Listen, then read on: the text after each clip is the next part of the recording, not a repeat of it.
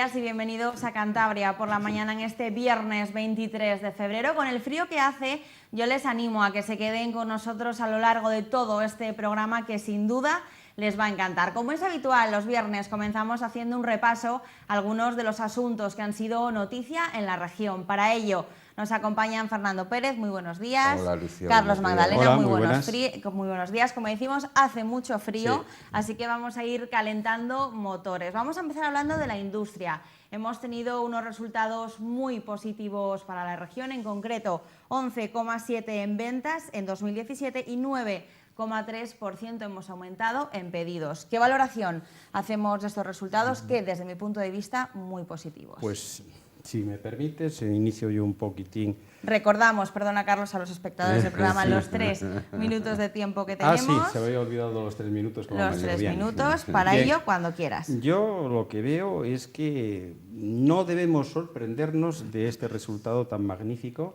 pero sí, por otra parte, debido muchas veces a lo que sale en la prensa, de que parece que unos dicen que estamos quebrados, otros dicen que esto no funciona, pues da la impresión, o los ciudadanos piensan, que esto ni está gestionado Cantabria y que esto todo va mal. Este dato, muy bueno, pero es que además siempre tenemos, cuando hablamos, tenemos que hablar del conjunto donde está la economía. Y en Europa, que es nuestra economía, pues hay dos factores importantes. De uno, que la economía sostenida de Europa ha crecido, sigue su ritmo de crecimiento y todo está muy estabilizado porque el Banco Central Europeo lo lleva un señor que controla los dineros, que es el motor de la economía, como sabemos muy bien, el dinero, que es el señor Draghi, que ahora, por cierto, se incorpora el señor Guindos, y por otra parte, pues está el tema Brexit, que es un efecto desestabilizador, pero no tanto, porque para mí es más desestabilizador todavía, si cabe, el tema de la migración. Si nos trasladamos a España, es más de lo mismo, la economía ha crecido, se encuentra en una situación de bonanza económica y hay que aprovechar esos muy buenos vientos, como se está ocurriendo, para que la economía fluya y los menos favorecidos pues vayan recuperándose en aquel daño que han tenido que soportar durante estos años de recesión. Entonces, hay también otro efecto desestabilizador en España, cuál es el tema de la migración general para Europa y, por otra parte, el tema catalán, que al principio o al final parece que no ha desestabilizado tanto como en principio se pensaba que iba a suceder. Si nos trasladamos a Cantabria, pues en Cantabria tenemos que ese crecimiento de un 11,7 de capacidad de negociar, pues es muy bueno. Y es muy bueno, y eso que nosotros estamos, Cantabria, disponiendo de los recursos propios. Es decir, que nosotros no estamos recibiendo, digamos, la ayuda de papá Estado. Nosotros, Cantabria, seguimos siendo huérfanos. Es decir, no recibimos esos dineros tan importantes que reciben las comunidades autónomas colindantes con la nuestra. Por ejemplo, y a modo de ejemplo, el puerto de Gijón pues, ha recibido 800 millones, el AVE de Asturias ha recibido 4.000 millones, y millones, y millones, y Cantabria, pues, por ejemplo, y lo hablaremos más adelante, con un tema tan sencillo, tan simple como la pasiega, son 100 millones y nos lo niegan, y se monta un cisco. ¿Qué es lo que necesita Cantabria para seguir adelante y que ese 11,7 se convierta en un 20,7? Simplemente que se reciba lo mismo que recibimos o que reciben las comunidades autónomas. Llamé al señor Martín, al consejero de Industria, qué opinaba él de todo esto, sin remitirme a la nota de prensa que está en nuestro periódico digital, Cantabria Liberal, y él dice, pues sí, mira, Carlos, hay que buscar infraestructuras suficientes, hay que buscar unas estrategias negociales, etcétera, para hacer proyectos de región y que no sean simples obras. ¿Te refieres por casualidad al señor de la Serna, a Íñigo? Dice, pues, hombre, las obras que están planteadas y planeadas por Fomento son muy buenas, pero no dejan de ser obras dentro del contexto general. Lo que hace falta, dice Martín, es una proyección de negociar para Cantabria, porque incluso, me apuntaba, dice, la capacidad competitiva que tienen nuestros empresarios se disminuye desde el momento en que tiene que competir con regiones colindantes que sí son receptoras de bienes económicos por parte del Estado. Y así, si seguimos, hace falta infraestructuras, hace falta que el aeropuerto, ese ya es mi criterio, que para mí es realmente donde viene el bienestar, es a través del aire, no tanto a través del ferrocarril, que también carecemos del ferrocarril, que a Asturias le han dado 4.000 millones. Y entonces yo, para terminar, que veo que te estás diciendo que estoy consumiendo los 3 minutos y me gusta cumplir con mis obligaciones, sí decir desde aquí a mi gran amigo Íñigo de la Serna que, por favor, que se acuerde de Cantabria, que se produzca una relación cordial, que, por ejemplo, fuera de focos y de fotos y de reuniones, se produzca una reunión con dos personas competentes, que es el señor Mazón y el señor Martín, para ver si entre los tres buscamos aunar voluntades para empezar a remar, que es la palabrita que emplean ahora todos los políticos, juntos por Cantabria. Porque yo creo que los ciudadanos agradecen no los conflictos ni los circunloquios, lo que agradecen es qué vamos a ofrecer y qué nos vas a dar pasado mañana. Fernando. A ver, por hablar de la industria, que es la pregunta y el asunto que nos ocupa, ¿no? Es verdad que hay una serie de indicadores que miden el crecimiento, en este caso, del sector industrial. Habéis destacado uno, que es el volumen de negocio. El indicador, digamos, que representa más fielmente cómo va la industria en las regiones y en el país, es lo que se llama el IPI, el Índice de Producción Industrial, frente al IPRI, que es el Índice de Precios Industriales, ¿no? El IPI, que es el indicador, en mi opinión, que se considera mejor. Cantabria crece al 7 y algo, la segunda comunidad autónoma después de Murcia, ¿no? Es un muy buen dato, ¿no? Porque es verdad que la industria, para Cantabria, que lo he dicho muchas veces y siempre, en fin, se me mira raro, Cantabria es una región industrial cuyo peso en el PIB es del 20% frente a la media de España, que es el 16%, ¿no? Además de este indicador digamos, del tema industrial, se están produciendo en enero y en febrero, es tradicional que aparezcan indicadores de los distintos sectores productivos que existen en la región, ¿no? Y algunos del mercado laboral, ¿no? Es verdad que empezamos el año con un no muy buen dato de la EPA, lo hemos explicado aquí en algún programa del cuarto trimestre, pero a continuación es verdad que está habiendo una serie de indicadores que hacen pensar, que eso lo sabremos en el mes de marzo, que es lo que se llama la contabilidad regional, a cuánto ha crecido Cantabria, ¿no? Todo hace pensar que los distintos indicadores y los distintos sectores que miden esto, que Cantabria va a estar en la media de España y, como se sabe, ha crecido al 3,1%, ¿no? Los propios empresarios de hostelería han dicho que desde el punto de vista del turismo el año ha sido muy bueno. Desde el punto de vista de servicios hoy sale un dato que dice que Cantabria ha ido bien. Desde el punto de vista del comercio los datos son alentadores, la construcción está recuperando peso. Es verdad que el sector primario, que tiene escaso peso ya en la economía de Cantabria, no ha crecido, incluso yo creo que ha decrecido, pero en su conjunto la economía regional con los indicadores que ahora mismo estamos manejando nos hacen pensar, cosa que sabremos en marzo, que Cantabria crecerá al 3,1 como la media de España, lo cual está muy bien, y es verdad que echa por tierra aquellos agoreros encabezados por el ministro de la Serna, que hace 10 días que dijo que Cantabria estaba en la cola de los indicadores. Esto dije ya la semana pasada, digo hoy que no es verdad, porque los datos afirman lo contrario. En el tema industrial, decir que es importantísimo para Cantabria no solamente tiene un peso del 20%, sino que el 16% de los trabajadores en Cantabria dependen de la industria. Todo el mundo sabe que un trabajador industrial es un trabajador especial y digamos que está en situaciones mucho mejores que el resto. Es un empleo de calidad, es un empleo estable y con un poder adquisitivo bastante más alto. Por tanto, si esos trabajadores, casi 40.000, 37.000, exactamente el 16% de la población ocupada, tiene esas características, el conjunto de los sectores económicos, sobre todo relacionado con el comercio, con el consumo, con el turismo, se verán beneficiados. Por tanto, concluyo que es un dato que además suele ser un dato adelantado, es decir, depende cómo se comporte el sector industrial, tendremos un termómetro bastante fiable de cómo se ha comportado el resto de la economía. Yo ya dije en otros programas, digo hoy, que yo creo que el 2018 va a ser un muy buen año para Cantabria desde el punto de vista de la economía y desde el punto de vista del empleo. Y es verdad, y en eso coincido plenamente con Carlos, que ya va siendo hora que esa mejora digamos, sostenida de 4 años en España y en Cantabria de crecimiento repercuta en los salarios y en la estabilidad y en el empleo. Yo creo que es el momento de que los beneficios empresariales formen parte de una mejora sustancial del salario de los trabajadores que durante la crisis han visto mermados su capacidad adquisitiva en no menos de un 20%. La devaluación vía salarios en España y en otros países ha sido brutal. Tienen derecho los trabajadores, igual que el resto de la economía, a beneficiarse de eso, y es necesario que los salarios empiecen a crecer por encima de manera importante de los precios para que empiecen a recuperar esa merma que se ha producido durante esta larga crisis, brutal crisis, que ha llenado, digamos, a los hogares, a las familias, de empobrecimiento. Insisto, es el momento de recuperarlo. 2018, efectivamente, las cosas pintan, por decirlo de una manera coloquial, muchísimo mejor. En lo que a estos datos se refiere, efectivamente son muy positivos. El consejero Francisco Martín estaba muy contento con los resultados. Como nos adelantaba y señalaba Carlos, hace falta crear infraestructuras. Carlos también hacía mención al próximo tema, que es ese polígono de La Pasiega, un proyecto del que ya hemos hablado a los espectadores en otros programas, y que esta misma semana se producía esa primera reunión del grupo de trabajo formado por parte del Ministerio de Fomento, del Gobierno de Cantabria y ese Ayuntamiento de Piélagos. Tras la reunión, una reunión muy larga en la que imagino se tocaron todos los puntos posibles, el portavoz, hacía de portavoz el consejero Francisco Martín, y estaba muy contento con todo lo que se había hablado en esa reunión, y señalaba también ese intento por todas las partes de que lo que va a suponer un gran eje logístico para Cantabria salga adelante. Carlos. Sí, solamente 10 segundos para añadir que nosotros en Cantabria Liberal, en el banner superior de arriba, tenemos coyuntura económica,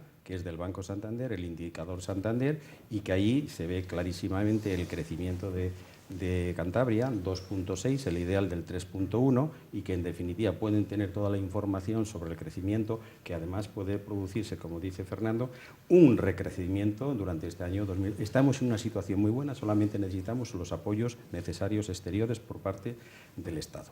En cuanto al tema de La Pasiega, pues sí, han ocurrido muchas cosas. La primera, quiero dedicarme un minutín de nada al tema del presidente de la autoridad portuaria, porque ha dicho una cosa un día, hace un mes, y dijo después otra cosa, y etcétera, etcétera.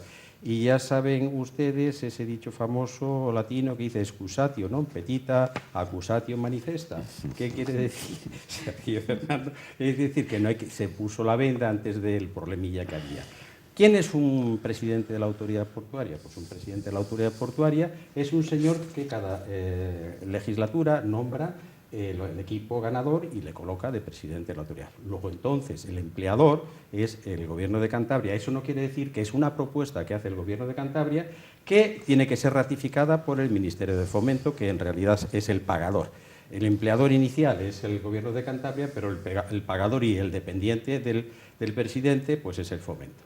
Como en su día lo fue también Javier del Olmo, que también estuvo de presidente de la autoridad portuaria, que fue nombrado por el gobierno PRC-PSOE, con el que me unía muy buena relación, tenía muy buenas ideas, como por ejemplo cuando planteó en su día la necesidad, que ahora lo plantea el nuevo, de que hacía falta la creación de un puerto exterior porque el nuestro estaba. Y eso fue en el 2006.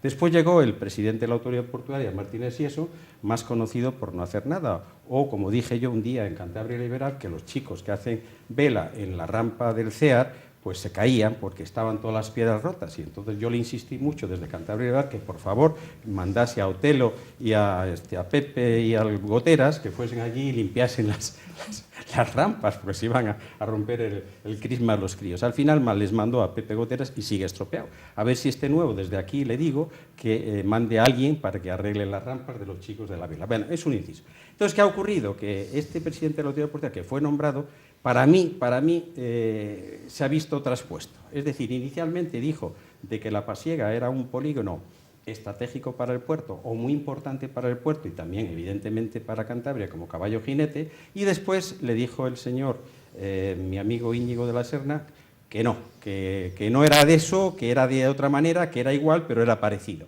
Entonces pidió el PRC que fuese el señor Jaime González al Parlamento para que dijese cuál era realmente su opinión, y el Íñigo de la Serna, el ministro de Fomento, dijo que no fuese y no fue. Entonces, ¿qué ha ocurrido? Que hizo un desayuno y ha dicho, pues lo que dije antes, excusatio non petita, es decir, ha dicho que él lo que quiso decir, pero que no dijo, pero que se entendió. Yo, mira, aquí en castellano castizo es o sí o no, o blanco o negro. Cuando ya hay rectificaciones y ya hay cositas raras, como ciertas media deslealtades, porque claro, si hay una política económica por parte del Gobierno de Cantabria, todos debemos de seguir esa política económica, la que sea, para bien o para mal. Lo que no podemos hacer es, como muchas veces ocurre en Cantabria, que unos cantan por allí y otros cantan o trinan por allá. En el tema de La Pasiega, por ejemplo, yo entiendo, y dice todos aquí creo, incluso el consejero, que es fundamental, digamos, polígonos estratégicos, que es fundamental un tren costero, que es fundamental que tengamos un aeropuerto, que es fundamental, que sí, que todo es eso. Pero claro, si después empezamos, como ocurrió con el Centro Botín, por ejemplo, muy comparativo al tema Pasiega, viene don Emilio y dice, quiero un Centro Botín aquí, y vienen los de siempre y dicen, aquí no, allí. ¿Qué ocurre con el tema de la Pasiega? Con el tema de la Pasiega ha dicho el señor Revilla, vamos a hacer un polígono industrial aquí, la Pasiega, mira que está muy bonito. Y vienen otros que tienen el dinero, que en este caso es Fomento, y dice, pues no, solamente que en el caso de Fomento no dice que lo pongamos en otro sitio, sino simplemente que no es estratégico para el puerto.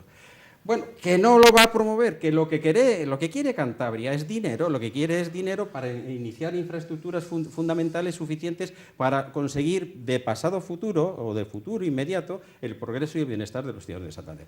Yo nuevamente pido, como he pedido antes, que por favor, que se intenten hacer menos comisiones, que hagan reuniones y que después de las reuniones, como he propuesto, el señor Martín, el señor Mazón y el señor de la Serna, se reúnan y, por favor, ofrezcan algo a los ciudadanos. Que nosotros, todo lo poco que nos den, será mucho. Fernando. A ver, si soy capaz de, en poco tiempo, centrar el, digamos... Si vamos bien de tiempo, podremos hacer otra ronda. Sí, porque, a ver, sobre todo porque se están mezclando Sí, dos son asuntos. dos cosas Y distintas, por una sí, parte estaría el puerto, por otra parte estaría Yo he cogido las dos cositas. el polígono de la Pasiega, y en todo caso, digamos, buscar secuencialmente cómo se han ido en poco tiempo, en 10 días, 12 días, evolucionando las cosas para explicar la evolución del presidente de la Autoridad Portuaria, don Jaime González, ¿no? Es verdad que en un desayuno informativo el ministro de Fomento, hace aproximadamente 10 o 12 días, pero bueno, menos de 2 semanas, arremetió contra el proyecto, que bueno, en su momento dije en este programa también, que es un viejo proyecto del gobierno PSOE-PRC, allá por el año 2006-2007, donde inicia el famoso PESIR, para poder hacer en el Recto de la Pasiega, en Piélagos, un polígono industrial, digamos, especializado en temas logísticos de 2 millones de metros cuadrados, ¿no? Entonces, esas declaraciones, digamos, por parte del Gobierno, del presidente y la vicepresidenta, son contestados duramente, ¿no? Porque él cree que no es necesario, nosotros mantenemos que sí, y entonces se produce ahí una tensión institucional grave, ¿no? Hasta el extremo de que el presidente Revilla, quizá un poco exagerado, pero para llamar más la atención, dice que el ministro de Fomento estaba aplicando a Cantabria el 155, es decir, que estaba invadiendo competencias que le son propias. Pero sobre todo reclamaba lo que reclamaba yo aquí también hace una semana, que es la lealtad institucional. Es decir, hay 3 instituciones que están directamente relacionadas con la Recta de la Pasiega, que es la Administración del Estado, la Administración Regional y la Administración municipal, en un proyecto que es verdad que el impulsor es el Gobierno regional, sabiendo de que es verdad que el puerto necesita más espacio porque está digamos, muy acolmatado, ¿no? Entonces, en ese contexto de esas declaraciones entre el Gobierno regional y el Gobierno de España, es que el presidente de la Autoridad Portuaria dice lo que dice. Entonces, el problema de Jaime González es que se debe a las 2 instituciones.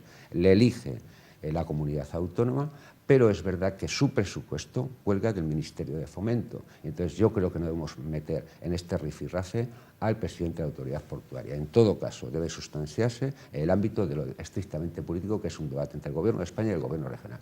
Que yo creo que las aguas se han calmado bastante hasta el extremo que en el día de ayer ha habido una reunión entre la Administración del Estado, la Administración regional y la alcaldesa de Piélagos, y donde parece que se han serenado bastante las cosas, y yo espero que se sigan serenando. El secretario de Estado de Infraestructuras ha dicho ayer de que colaborará con el Gobierno regional en 2 infraestructuras que son básicas para ese polígono industrial de 2 millones de metros cuadrados, que es el tema de la estación y es el tema de la carretera. Es decir, necesitan hacer unas pequeñas desviaciones, acondicionar el ferrocarril, la parada, para que ese tenga ese servicio estratégico que tiene para la comunidad autónoma.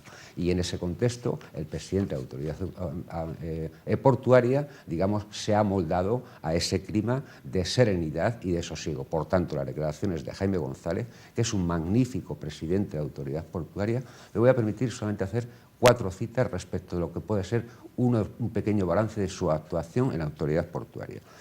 El 2 de octubre de 2017, ANFAC, que es una asociación nacional de fabricantes de automóviles y de camiones, considera el puerto de Santander el mejor puerto de España.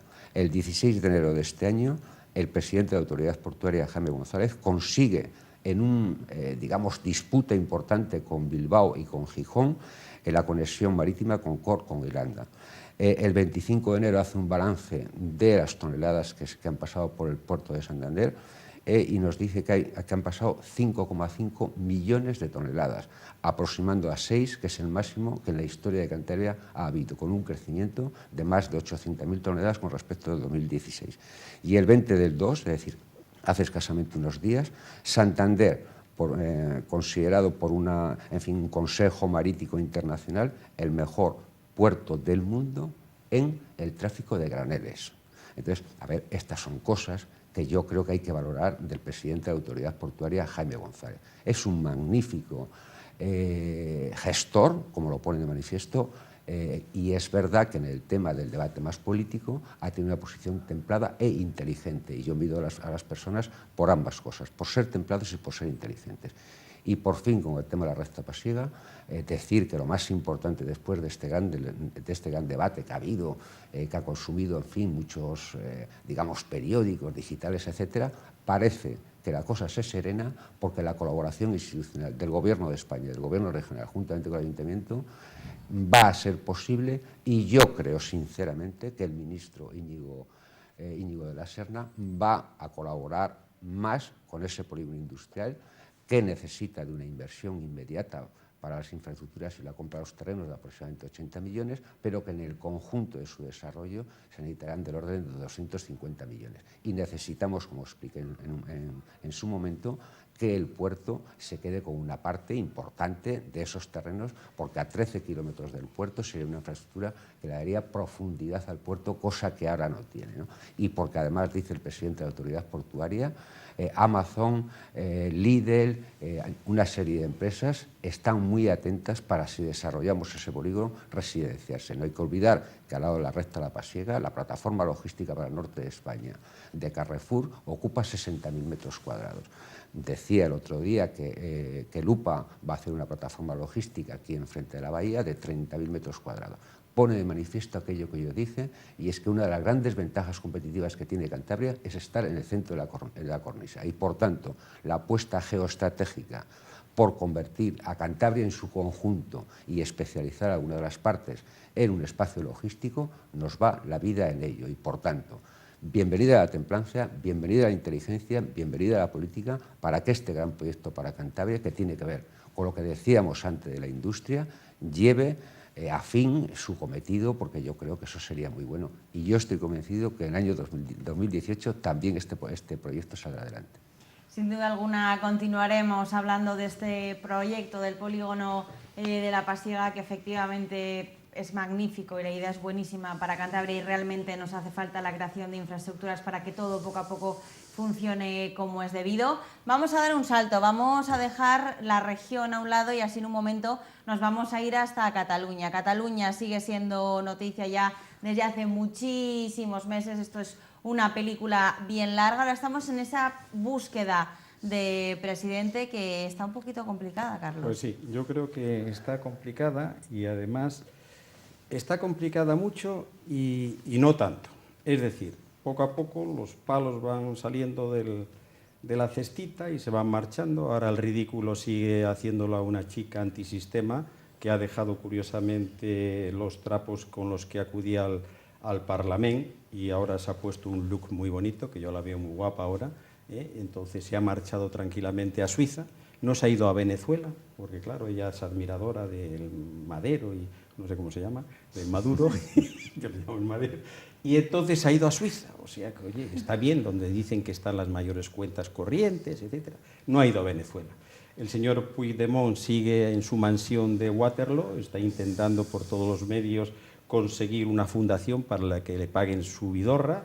Oye, y ahí está, la TV3 sigue diciendo lo que le da la gana, sigue fomentando el independentismo, frente al 155, que está ahí, afortunadamente sigue ahí, pero no tiene las consecuencias que todos esperábamos, rectificatorias de la situación por la que vive el catalanismo, que no es lo mismo que el independentismo, porque catalanismo siempre ha habido, y yo soy el primer catalanista, que para eso estuve allí, tengo toda mi familia allí.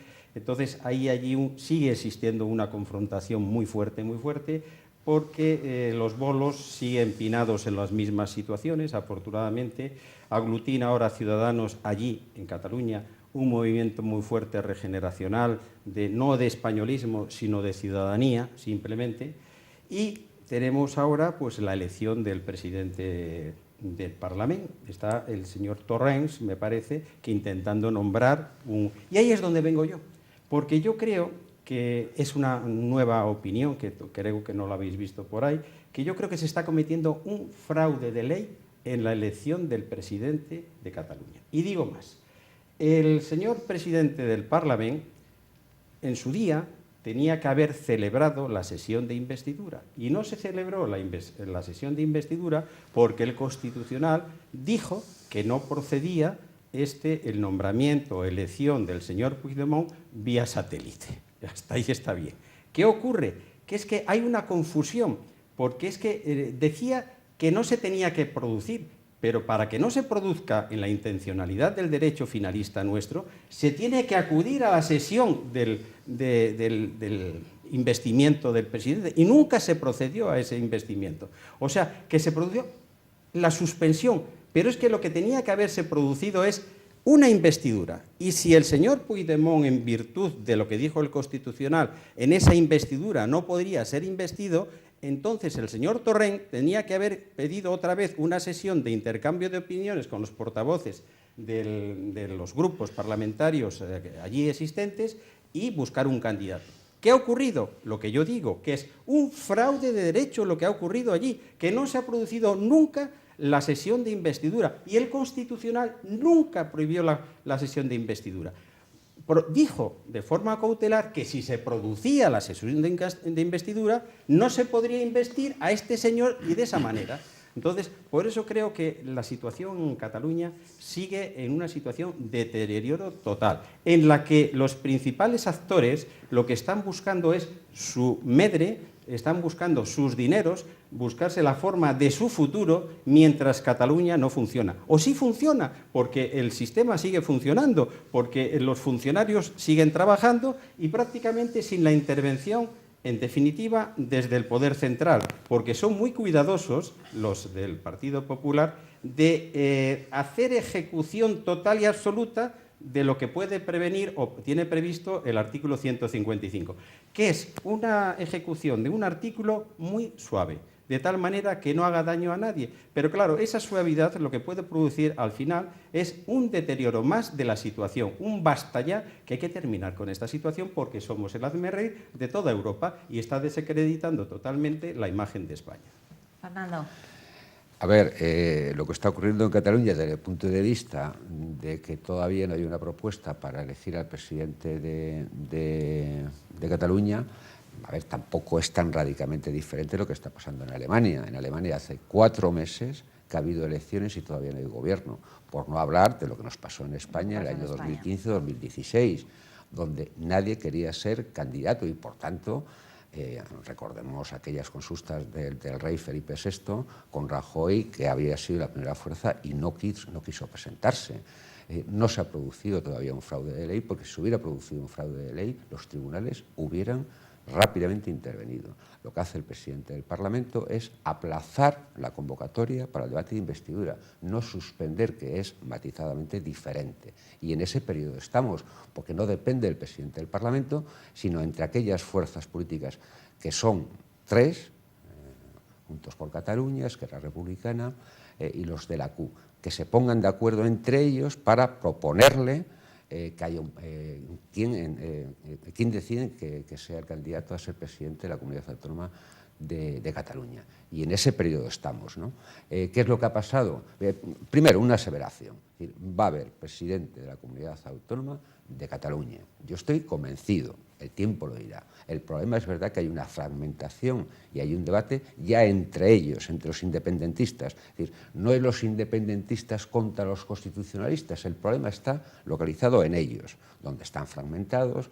Juntos por Cataluña son 2, Esquerra no sé. Es decir, Pero yo creo que se van a poner de acuerdo y entonces a partir de ahí tendremos un presidente y en función de quién sea, efectivamente la justicia intervendrá, no intervendrá. Es decir, parece ser que puede ser el señor Turull, pero el problema del señor Turull es que dentro de 3 o 4 meses puede ser imputado y puede ser suspendido para la función pública, con lo cual, pero desde el punto de vista de que empiece a correr el plazo para que haya unas nuevas elecciones, que son 2 meses, eso empezaría a contar. Con lo cual podríamos ir a un gobierno de corta duración, de 4, 5, 6 meses, y a partir de ahí tendrían que elegir a un nuevo presidente. Probablemente esta sea la solución, que pongan de manera inmediata a Turull, que como todo hace pensar pueda ser suspendido para el ejercicio de la función pública y en este tiempo se recompongan entre ellos las relaciones o no, o vayamos a unas nuevas elecciones. Pero vamos, por resumir y en fin, venimos de un proceso muy complicado para Cataluña, para España, para Europa, y yo creo que se está decantando hacia una cosa también más serena, donde yo creo, desde luego, la justicia y el gobierno, el Estado, que yo digo muchas veces, ha funcionado en España, yo creo que es lo resaltable, y que en Cataluña yo creo que va a haber un gobierno seguramente. No sé si la semana que viene tenemos la oportunidad de volver a comentar el tema pero es que probable que la próxima semana, cuando estemos aquí sentados nuevamente, haya ya un presidente, o en todo caso esté previsto que haya un presidente, porque en fin, hay un trámite institucional de convocatoria de la mesa, convocatoria del pleno de investidura, etcétera, pero más que probable que el próximo viernes ya sepamos quién pueda ser el próximo presidente de Cataluña. Bueno, pues sin duda, entonces hablaremos el próximo viernes de ese posible, o quizá ya, como señala Fernando, presidente de Cataluña. Aquí os esperaré el próximo viernes, entonces, para comentar este y otros temas que irán surgiendo a lo largo de la semana. Muchísimas gracias a los dos, una semana más, y que disfrutéis del fin de semana. Igualmente. Todos ustedes no se me vayan todavía de fin de semana, porque hacemos unos minutos de pausa y estamos de vuelta.